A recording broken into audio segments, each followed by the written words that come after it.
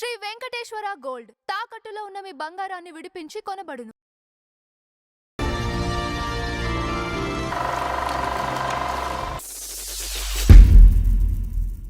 నమస్కారం నందం హరిచంద్రరావు గారు. నమస్కారం అంజబాబు గారు. లాస్ట్ టైం మనం ఏఎం రాజా గారి గురించి మాట్లాడుకున్నాం. అవును, ప్రముఖ గాయకుడు ఆయన.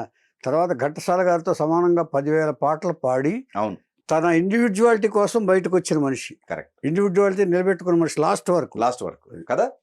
ఆయన సతీమణి మనం కొంచెమే ఇంట్రడక్షన్ ఇచ్చాము, తర్వాత చెప్పుకుందాం అనుకున్నాం. అవునవునండి. ఆవిడే కృష్ణవేణి గారు, జిక్కి గారు. పాపులర్ నేమ్ జిక్కి గారు. అవును. సో ఈ రోజు ఆవిడ గురించి చెప్పుకుందాం. జిక్కి గారు అండి, అసలు ఆవిడకి సంగీతం రాదు. సైగలు, పంకజ్ మల్లిక్, లతా మంగేష్కర్ ఈ పాటలు వినికిడి మీద జ్ఞానం సంపాదించిన గాయని జిక్కి గారు. ఓకే, ఉదాహరణ 2 పాటలు చెప్తాను నేను. అనార్కలి గుర్తుంది కదండి. అనార్కలిలో రాజశేఖరా నీపై మోజు తీరలేదురా అంజలి గారు పాడతారు.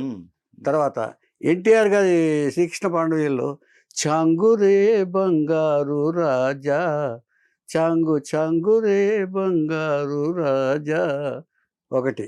తర్వాత సోన సుందరి మర్చిపోలేని పాట హాయి హాయిగా మని పాడే అదొకటి. తర్వాత చెంచు లక్ష్మిలో చెట్టు లెక్కగలవా నరహరి పుట్ట లెక్కగలవా అంజలిను నాగేశ్వరరావు గారు పాట. ఏమండి, తర్వాత రీసెంట్ చిత్రాల్లో కూడా ఆవిడ గ్యాప్ తీసుకుని కొన్నాళ్ళు భర్త గారు పోయిన తర్వాత 2 ఏళ్ళు 3 ఏళ్ళు పాడలు ఆవిడ. ఆ తర్వాత పాడిన పాటల్లో ఆదిత్య 369 జానవులే నెర జానవులే నాని నా ఆహాహా అంటూ పాడుతుంది. ఎవరు? స్మిత, సిల్క్ స్మిత. ఏమండి, తర్వాత మురారిలో కృష్ణవంశీ చిత్రం మురారిలో ఇది పాడింది అలనాటి బాలచంద్రుని కన్నింట సాటి పలనాటి బాలచంద్రుని కన్నింట మేటి. ఇది జిక్కి గారు పాడింది. ఇక తర్వాత ఆయన ఏం రాజా గారు మ్యూజిక్ చేసిన పెళ్లి కానుక అన్ని పాటలు ఆవిడే. పులకించని మది పులకించు, వినిపించని కథ వినిపించు, మరిపించని మాటలు నిలుచు, మనసునే మరపించు, గానం మనసునే మరపించు. ఇది పెళ్లి కానుకల పాట. అన్ని సూపర్ పాటలు పాటలు కదండి. ఆ తర్వాత దేవదాస్లో ఒక పాట పాడారు. ముందు ఇన్స్టెంట్ చెప్పుకుందాం. దేవదాస్లో ఒక పాట పాడితే డిఎల్ గారి కోపాన్ని గురించి చెప్పుకున్నాం కదా, నాగేశ్వరరావు గారి మీద కోపం అని. డిఎల్ గారికి ఈవిడికి ఒక మాట ఏదో తేడా వచ్చి ఈవిడ పేరు వేయలే ఆ సినిమాలో. అంటే ఇన్సిడెంట్ ముందు చెప్పేస్తున్నాను, కథలో చెప్పాలి. ఏమండి, ఏం జరిగిందంటే ఓ దేవదా ఓ దేవదా చదువు ఇదేనా అంటూ ఆ పాట ఉంది కదండి. ఆ పాట ఈవిడ పాడింది. కాకపోతే డిఎల్ గారి కోపం చేంజ్ చేశారంటే ముందు అమ్మింగ్ ఉంటుంది. ఓహో అంటూ అమ్మింగ్ ఉంది కదా, అది జమునా రాణి గారిని పిలిపించి అది ముందు యాడ్ చేసేసి ఈవిడ పేరు వేయకుండా చేశారు. ఓకే, దేనికి వచ్చిందో చిన్న మిస్అండర్స్టాండింగ్ ఆవిడ, అది వచ్చి అలా పాడారు. ఇక ఇలాంటి పాటలు ఎన్నైనా సరే. తర్వాత ఓ చిగురాకులలో చిలకమ్మ, దొంగరాముడు, మంచి మాట వినవేమయ్యా ఆ పాట ఉంది కదండి. అందులో సావిత్రి గారు పాడే పాట ఈవిడే ఎక్కువగా. తర్వాత ఇంకా పాపులర్ పాట ఒకటి ఉంది, ఏరువాక సాగారు రన్నో చిన్నన్న ఈ నన్నో చిన్నన్న. ఇది వహీద్ రెహమాన్ మీద చిత్రీకరించిన పాట. సో ఈ పాటలన్నీ కూడా ఇది చాంగురే బంగారు రాజా ఎన్టీ రామారావు గారి దగ్గర కూర్చుని నేను ఇలా షూట్ చేయబోతున్నాం మేము అని చెప్పేసి దగ్గర కూర్చుని జిక్కి గారి చేత పాడించారట.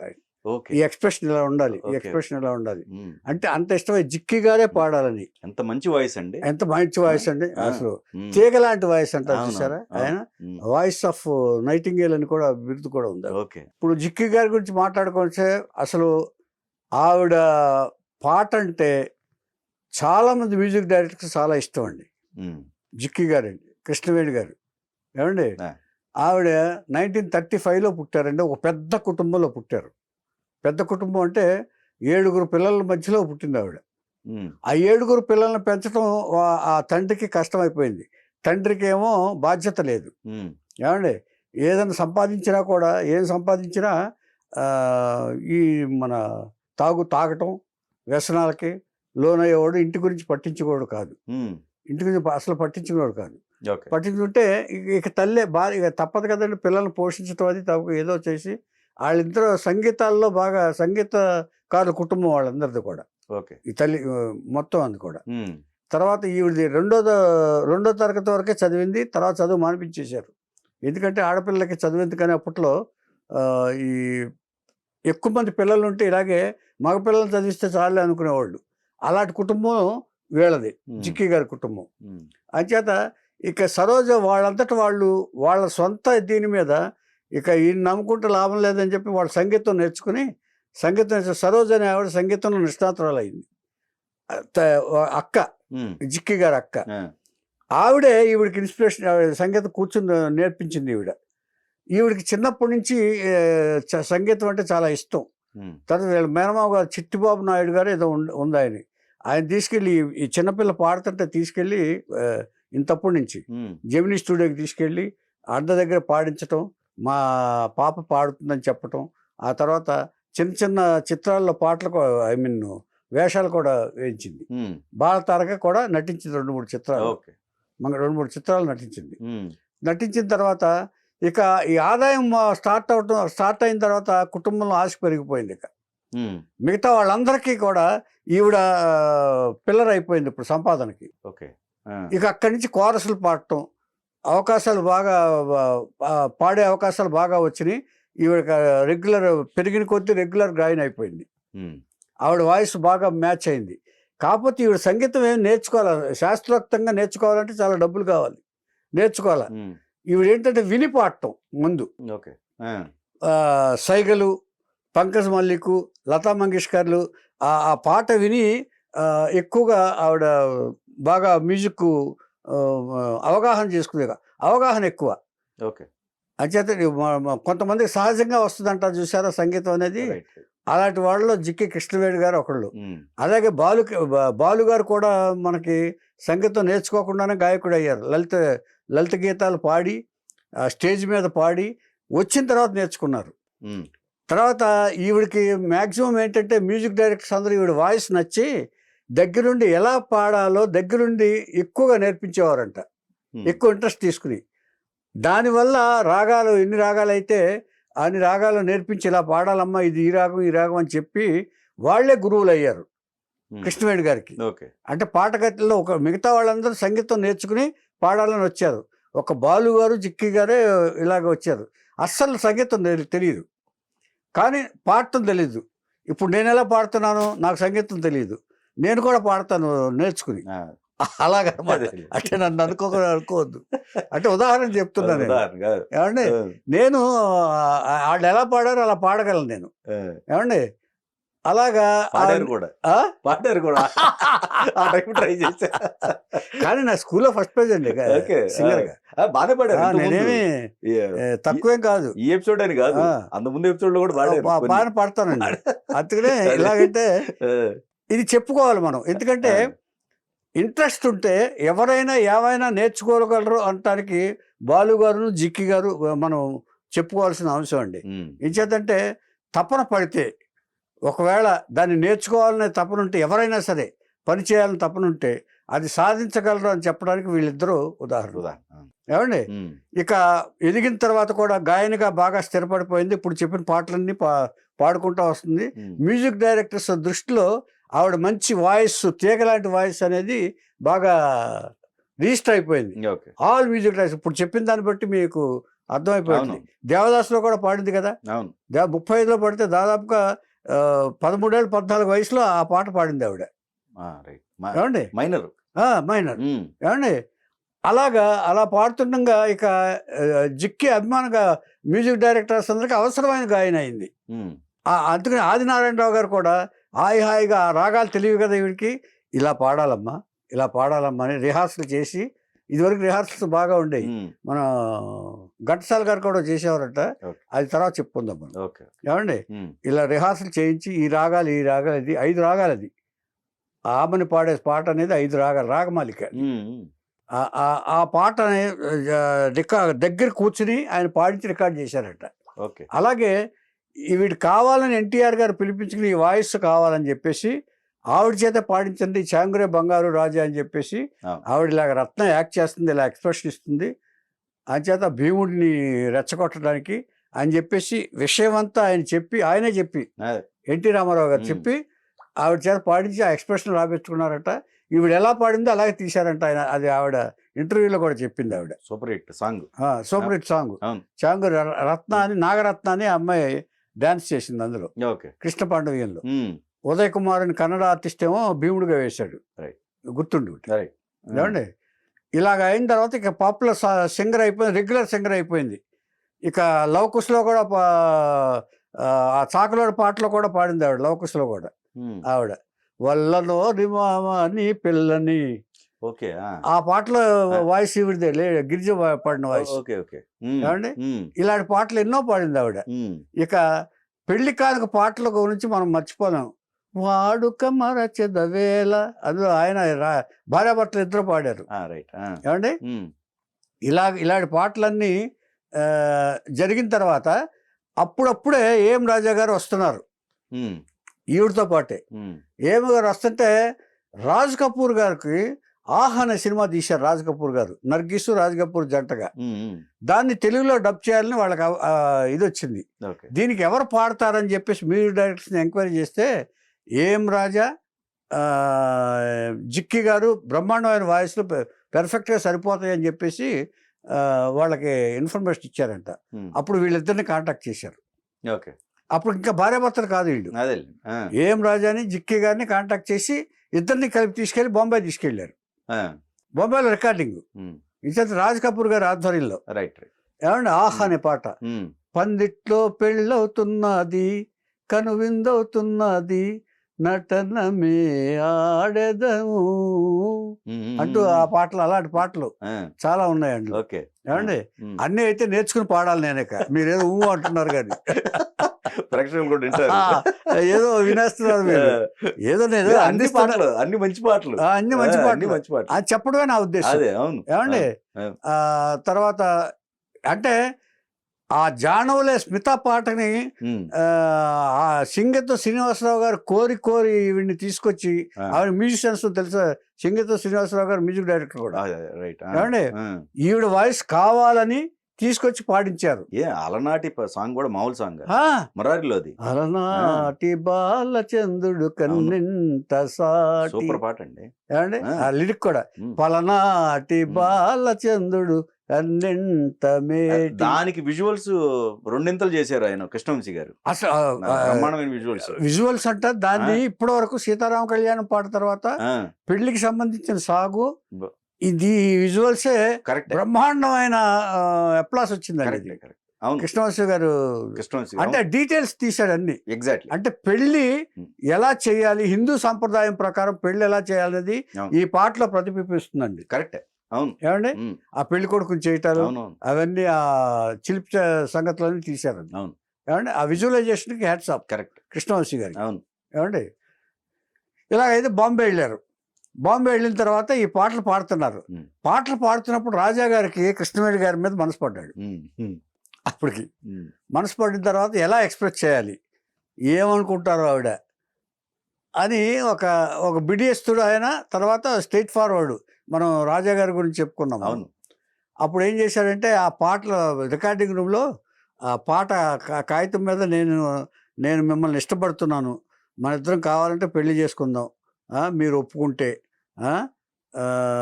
మన ఇద్దరం,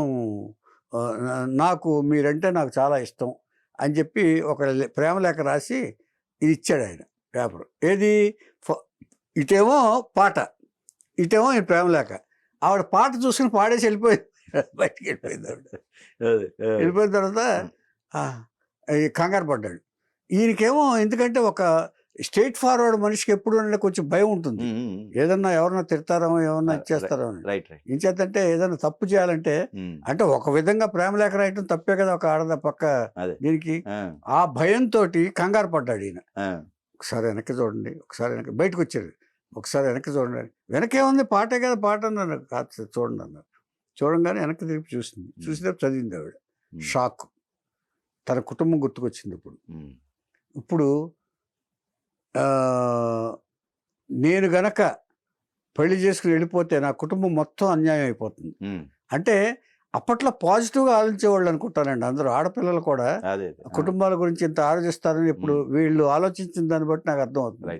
అంటే ఇప్పుడు నిజంగా ఇవాళైతే తవరు ఎవరిని లైక్ చేస్తే వాళ్ళతో వెళ్ళిపోతారు. అవును. కానీ ఆ రోజున అలా చేయలేదండి ఆవిడ. ఆవిడ చేయకుండా ఏం చేసిందంటే, ఇప్పుడు ఫాదర్ లేడు కాబట్టి మరి ఫాదర్ ఈవిడ మొత్తం కుటుంబం అంతా వాళ్ళు కూడా పెళ్లి సంగతి మిగతా వాళ్ళందరికి చేసేసారు, ఈవిడికి వదిలేశారు. ఈవిడికి ఈవిడ సంగతే పట్టించుకోవట్లా, అది తెలిసి ఈవిడికి తనలో తనే బాధపడింది పాపం. ఎంచేతంటే ఒక సంపాదించే ఐటమ్ లాగా భావించారు తప్ప, ఒక ఆడపిల్ల ఇది మన పిల్ల, పెళ్లి చేసి తను సంసారం చేసుకోవాలి అంటే వాళ్ళ స్వార్థం అనేది మొత్తం కుటుంబ సభ్యులందరూ స్వార్థం. కుటుంబ సభ్యులు అందరూ స్వార్థమే. ఇది ఏమిటదేమో త్యాగం. త్యాగం అంటే కొందరు జాతకం, మనమేం చెప్పలేమండి. త్యాగం అంటే కొందరు జాతకం. మరి పైగా అప్పట్లో వీళ్ళు బరి తెగించేవాళ్ళు కాదు ఆడపిల్లలు. ఎప్పుడు కూడా కుటుంబం గురించి అంత సాఫ్ట్గానే ఆలోచించేవాళ్ళు. ఏమండి, ఎన్ని కష్టాలు పెట్టినా, తల్లిదండ్రులు ఎన్ని కష్టాలు పెట్టినా, లేకపోతే అయిన వాళ్ళు ఎన్ని కష్టాలు పెట్టినా కూడా, భర్త ఎన్ని కష్టాలు పెట్టినా భరించే కాలం అది. కరెక్టే. దాదాపుగా 1950s 60s కదండి అప్పుడు, ఆ టైంలో. అంటే ఇప్పుడు ఇది జరిగేది 58లో జరిగింది. ఇది ఇప్పుడు నేను చెప్పిన ఈ సంఘటన ప్రేమలేఖలో పందిట్లో పెళ్ళేస్తున్న సాంగ్ రికార్డింగ్ అది. కానీ ఈవిడ అనుకుంది, కానీ ఎవరిని కష్టపెట్టే మనస్తత్వం కాదు ఈవిడ కూడా. పాపం సాఫ్ట్. రాజాగారు పాపం ఆయన అడగటంలో తప్పే ఉంది, కోపం వస్తుంది జనరల్గా, కానీ ఆవిడ అలా ఆలోచించలే. ఎందుకు ఆలోచించలేదంటే అప్పుడు ఆల్రెడీ ఆవిడ ఈ బాధ్యతలు, ఈ కుటుంబంలో వాళ్ళ దీనికి ఆ మనసు ఆవిడ సున్నితం అయిపోయింది, బాగా ఆర్ద్రం అయిపోయింది. అంటే మనస్తత్వం ఎలా ఉంటుందంటే, ముందు బాగా పెరిగితే, ఇంట్లో బాగా పెరిగి ఇచ్చేస్తేనేమో కొంచెం ఆవేశం వచ్చేస్తుంది, ఏంటి నాకు లవ్ లెటర్ రాస్తాడని. కానీ ఇప్పుడు అర్థం చేసుకునే స్థాయికి వచ్చేసింది ఈవిడ. పైగా ఏంటంటే కలిసి పాడినవి ఉన్నాయిగా. పాట కాకుండానండి, ఒక మనిషిని అర్థం చేసుకునే మనస్తత్వం ఎప్పుడు వస్తుందంటే ఇంట్లో ఉన్న పరిస్థితులను బట్టి, ఇంట్లో ఉన్న మన ఎన్విరాన్మెంట్ బట్టి కూడా వస్తుంది. ఏమండి, ముందు కుటుంబాన్ని అర్థం చేసుకుంది ఈవిడ. అంటే వాళ్ళు నన్ను స్వార్థంగా వాడుకుంటున్నారే, నా డబ్బుతో బతికినా ఇచ్చేస్తున్నారని ఆలోచించింది అనుకోండి, ఇలా మనస్తత్వం ఉండదు. నేను సైకాలజీ చెప్తున్నాను, సైకాలజిస్ట్గా చెప్తున్నాను. ఏమండి, అంచేత ఆవిడకి కుటుంబాన్ని అర్థం చేసుకునే మనస్తత్వం వచ్చింది. అలాగే ఈయన్ని కూడా అర్థం చేసుకుంది. ఎవడేమి తప్పుగా అనుకోలే. ఆయన అడగటంలో తప్పులేదు, ఆయన గాయకుడు కాబట్టి ఒక గాయాన్ని పెళ్లి చేసుకోవాలనుకోవడంలో తప్పే ఉంది అని అనుకుంది. ఏం చెప్పిందంటే, మీరు చెప్పారు సరే, కానీ మా ఇంట్లో చెప్పందని నేనేమి ఇచ్చేయను అని చెప్పారు. నా ఇంట్లో చెప్పాలి, వాళ్ళు ఒప్పుకుంటే అప్పుడు చెప్తాను మీ దగ్గరికి వచ్చి. మరి నన్ను రమ్మంటారా అనేదో అడిగాడు ఆయన. అడిగితే కాదు, నేను అభిప్రాయం చెప్పనివ్వండి, వాళ్ళకి ఇలాగా ఇచ్చింది, మీరు మన ఇద్దరం గాయకులమే కదా, మా వాళ్ళు అర్థం చేసుకుంటారని అనుకుంటున్నాను, నేను చెప్తాను ముందు, ఆ తర్వాత మీరు వద్దరు గారి అని చెప్పి ఇంటికి వెళ్ళింది. ఇంట్లో అందరిని మీటింగ్ ఏర్పాటు చేసి, ఇలాగా రాజా గారు ఆయనకి నాకు కాంబినేషన్ బాగా మంచి పేరు వచ్చింది, మా కాంబినేషన్లో అందరూ కోరుకుంటున్నారు, ఆయన కూడా మ్యూజిక్ డైరెక్టరు, అంచేత నా ఫ్యూచర్ కూడా బాగుంటుంది, నాకు ఇష్టమే, ఆయన అడిగారు, ఆయనంతటా ఆయన వచ్చి ప్రపోజ్ చేశారు, నాకు ఇష్టమే, అది మీరేమంటారు అంది. ససేమరా ఇష్టం లేదు. కాదు మరి ఆలోచించడం, మరి ఇప్పుడు ఇంతకంటే అవకాశం రాదు నాకు, మీరు ఎలాగో మీరు ఇప్పుడు వీళ్ళతో సరిపోతుంది మీకు అని చెప్పి కన్విన్స్ చేసింది. నువ్వు పెళ్లి చేసుకోవాలంటే నువ్వు ఇప్పటివరకు ఈ సంపాదించిన ఆస్తి మొత్తం వదిలేసి వెళ్ళిపోవాలి. Number 1 conditions. నంబర్ 2 రేపు నువ్వు పాడే దాంట్లో సగం మాకు ఇవ్వాలి. కండిషన్ దారుణం. ఇలా పెట్టారండి. నువ్వు ఏం పాట పాడినా దాంట్లో 50% మాకు ఇవ్వాలి, మాకు పంపించాలి మెయింటెనెన్స్. ఇప్పుడు నువ్వు స్థిరాస్తులు అంటే ఏర్పరిచావు, మరి మెయింటెనెన్స్ ఇలాంటి కండిషన్లు పెడితే ఇప్పుడు అయితే ఇప్పుడు అసలు వెళ్ళిపోతారు. అంటే ఇలా పెట్టేటప్పటికి సరే అప్పుడు కూడా తప్పుగా అనుకోవాలి ఆవిడ. గొప్పతనం ఏంటంటే తప్పుగా అనుకోవాలి. వచ్చి ఇలా చెప్పింది, ఆయన యాక్సెప్ట్ చేశాడు. ఆయన యాక్సెప్ట్ చేసిన తర్వాత ఏం చేశాడంటే నువ్వు నా మ్యూజిక్ డైరెక్షన్ లోనే పాడని చెప్పి ఒక కండిషన్ పెట్టాడు. ఏందో కండిషన్ మళ్ళీ ఇచ్చేదంటే బయట పాడొద్దు. ఆయన దాదాపు 100 సినిమాలు మ్యూజిక్ డైరెక్షన్ చేశాడు. అక్కడి నుంచి ఇచ్చేదంటే చెప్పాను, ఇండివిజువాలిటీ ఆయన ఎక్కువ తనకు నచ్చందే చేసేవాడు కాదు. అందుకనే తనకు నచ్చే విధంగా భార్యం చేసుకోవాలనుకోవడం తప్పులేదు ఆయన. అంచేత నా మ్యూజిక్ డైరెక్షన్ లో పాడు అని చెప్పేసి ఒక కండిషన్ పెట్టాడు. కండిషన్ పెట్టిన తర్వాత ఇప్పుడు సరే అని అనుకున్నారు, పెళ్ళి అయిపోయింది. 1958లో పెళ్లి చేసుకున్నారు.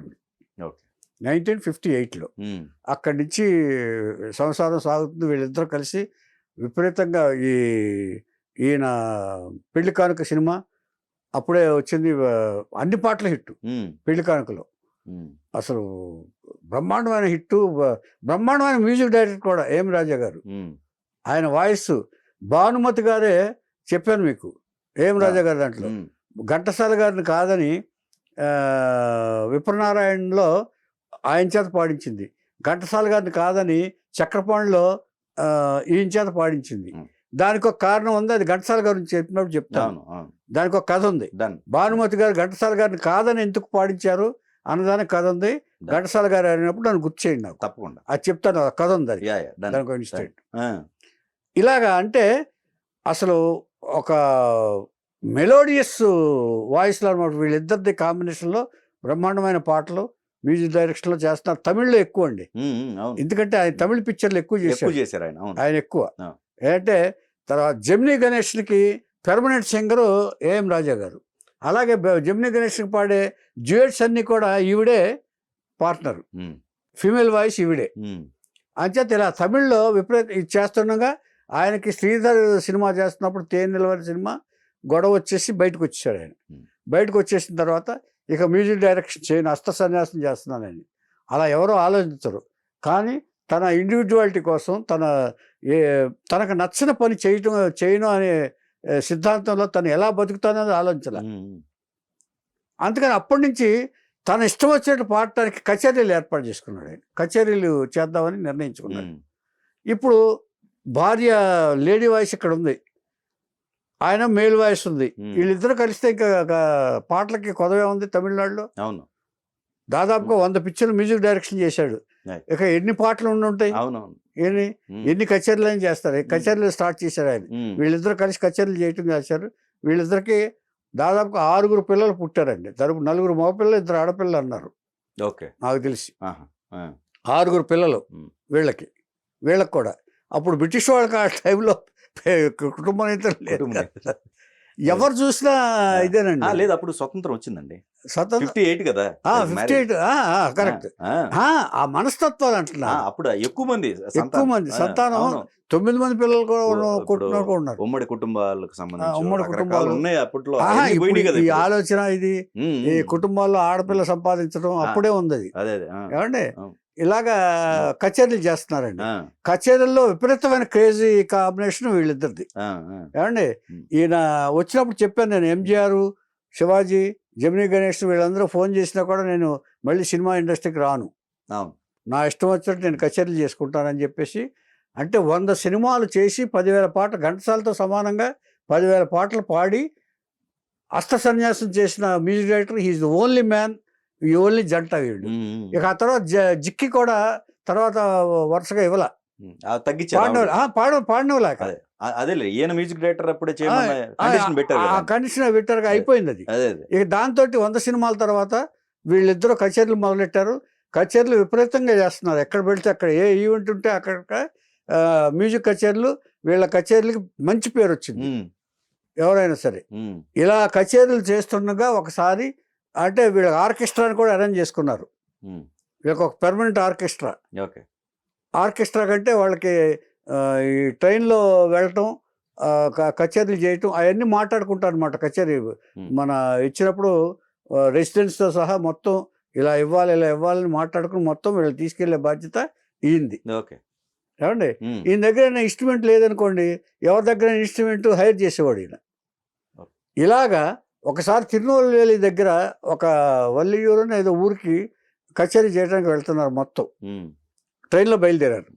అంత తమిళనాడు ఎక్కువ, తెలుగులో చేయలేదండి ఎక్కువ. తమిళనాడులో ఎక్కువ చేస్తానికి వెళ్ళారు. వెళ్తుంటే మధ్యలో ఒక ట్రైన్ ఆగింది ఒక చోట. ఆగినప్పుడు ఒక ఇన్స్ట్రుమెంట్ మాత్రం వీళ్ళతో పాటు ఎక్కల. అది చెప్పాను నేను ఏఎం రాజు గారు. వేస్తే ఎవరు ఏఆర్ రెహమాన్ ఫాదర్ తేవాలి. అది father Shekhar master music director, ఆయన కూడా మలయాళంలో దాదాపు చాలా పిక్చర్లు చేశాడు ఆయన. అక్కడి నుంచి అతనికి మ్యూజిక్ వచ్చింది. ఏమంటే ఫోన్ చేశాడు. ఫోన్ చేసి ఇలా బయలుదేరుతాను, నువ్వు వెంటనే బయలుదేరు, లేకపోతే రేపు పొద్దున్న చేరలో నెక్స్ట్ ట్రైన్కి బయలుదేరని చెప్పాడు. చెప్తుంటే ట్రైన్ కదిలింది. ట్రైన్ కదిలి అలా చూసి అక్కడి నుంచి అరుస్తున్నారు. పరిగెత్తుకుంటూ వెళ్ళి ఇలా పట్టుకుంటే ఇలా ఎక్కబోతుంటే కాలు జారి ఇలాగా ప్లాట్ఫామ్ మీద పడిపోయేటప్పుడు ఇలాగా ఇదైపోయింది. జిక్కి కూడా ఆవిడ అరుస్తూ కిందకి దూకైపోయింది. వాళ్ళందరూ పట్టుకున్నారు. జిక్కి గారు అందరికి తెలుసు అక్కడ తమిళనాడులో. అది అయిపోయిన తర్వాత ఇక ఆ తర్వాత హాస్పిటల్ చేరటం అదంతా చెప్పాను నేను. ఏమండి, అదంతా అయిపోయిన తర్వాత ఇక 2 సంవత్సరాలు ఇంట్లోంచి రాలి ఆవిడ. ఈయన చనిపోయాక బ్రెయిన్ డెడ్, బ్రెయిన్కి ఇదయ్యి చనిపోయి రాలేదు. రాకపోయిన తర్వాత ఇక కొన్నాళ్ళ తర్వాత జమునా రాణి గారు బాగా ఫ్రెండ్ అండి ఈవిడికి. ఈవిడ సానుభూతి పరురాలు. జిక్కి గారు అంటే చాలా ఇష్టం ఆవిడికి. కన్సోల్ చేసి నువ్వు ఇలా ఉంటే అక్కడ ఇంటికి వచ్చి కన్సోల్ చేసేది జమునా రాణి గారు. జమునా రాణి గారు అంటే మామ మామ మామ పాట, వీడు వయసు ఆవిడ వయసు మ్యాచ్ అవుద్ది. అందుకనే డిఎల్ నారాయణ గారు హమ్మింగ్ ఆవిడతో పాడించారు జమునా రాణి గారు, మ్యాచ్ అవుద్దని. కానీ వీళ్ళిద్దరు బెస్ట్ ఫ్రెండ్స్. అదే అక్కడ జరిగిన ఇన్సిడెంట్ వీళ్ళు ఫ్రెండ్సే. అసలు ఫ్రెండ్షిప్ విపరీతమైన ఫ్రెండ్షిప్.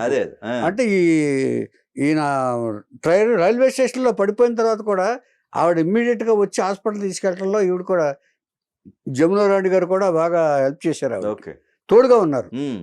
ఏదన్నా ఒక ఇది జరిగితే వస్తారు కదా, అలాగా ఆవిడతోటి ఉండి ఆవిడ బయటకు రాకపోతే ఆవిడకి ఇది కలిగించి, ధైర్యాన్ని కలిగించి, నువ్వు ఇలా ఉంటే ఎట్లాగా, ఇప్పుడు ఏదో జరిగిపోయింది, పిల్లలు ఉన్నారు ఇక్కడ పక్కన 6 పిల్లలు ఉన్నారు, మీరు వాళ్ళందరినీ పోషించాలి కదా, నువ్వు ఇలా ఉంటే కాదు అని చెప్పేసి మళ్ళీ ఆవిడని బయటికి తీసుకొచ్చి ఇక వీళ్ళకు కూడా సంగీతం నేర్పించారు. పిల్లలకు కూడా, వీళ్ళు సంగీత ఫ్యామిలీ కదా, పిల్లలు అయిన తర్వాత ఈ కొడుకులు కూడా సంగీతం నేర్చుకున్నారు. కొడుకులతో కచేరీలు ఇవ్వటం మొదలుపెట్టింది. ఇప్పుడు కొంతకాలం కచేరీలు ఇవ్వటం మొదలుపెట్టిన తర్వాత ఇప్పుడు ఏం జరిగిందంటే ఈవిడికి సడన్గా బ్రెస్ట్ క్యాన్సర్ వచ్చింది. దాంతో బాధపడింది ఆవిడ. ఆ తర్వాత పాడిన పాటలే ఇవన్నీ. ఆదిత్య త్రిశిక్షణ బయట పాడొద్దన్నారు కదా ఆయన. ఆ తర్వాత ఆయన పోయిన తర్వాత పాడింది జమునా రాణి. దీంతో వీళ్ళందరూ ధైర్యంతో ఇలా పాడపోతే బాగోదమ్మా, పిల్లలు ఉన్నారు పక్కన అని చెప్పి పిల్లల్ని ఇచ్చేయాలి కదా అని చెప్పేసి వాళ్ళని సెటిల్ చేయటం కోసం మళ్ళీ స్టార్ట్ చేసింది కచేరీలు. చేసి పాడటం మొదలుపెట్టింది. అందరూ పాడించుకున్నారు. తమిళ్లో కూడా పాడించుకున్నారండి. పాడించుకున్న తర్వాత ఆవిడ బ్రెస్ట్ క్యాన్సర్ వచ్చింది. బ్రెస్ట్ క్యాన్సర్ వచ్చిన తర్వాత కొంతకాలం బాధపడుకుంది. కచేరీలు చేస్తుండగానే ఆ క్యాన్సర్తోనే కొన్నిసార్లు కచేరీలు కూడా చేసింది ఆవిడ, ట్రీట్మెంట్ తీసుకుంటుంది. కానీ అప్పట్లో అంత అడ్వాన్స్ కాలేదండి చికిత్స. క్యాన్సర్ వచ్చి చాలా మందికి అలాగే అయింది మనం చెప్పుకున్న వాళ్ళు. ఆ తర్వాత 2004లో ఈవిడ పాపం ఆయన భర్త గారి దగ్గరికి వెళ్ళిపోయింది ఈవిడ, జిక్కి గారు. ఇది ఆవిడ. వాళ్ళ పిల్లలు ఇప్పటికే వాళ్ళ సంగీతంలోనే ఉంటూ కచేరీలు చేస్తున్నారు పిల్లలు. వాళ్ళు తమిళనాడులో వాళ్ళ పిల్లలు సంగీతం నేర్పించారు బాగా. పిల్లలు ఆడపిల్లలకు పెళ్ళి అయిన సంగీతం నేర్చుకుంటున్నారు ఈవిడ. అందరూ సెటిల్డ్ అండి. ఇది జిక్కి గారి కథ.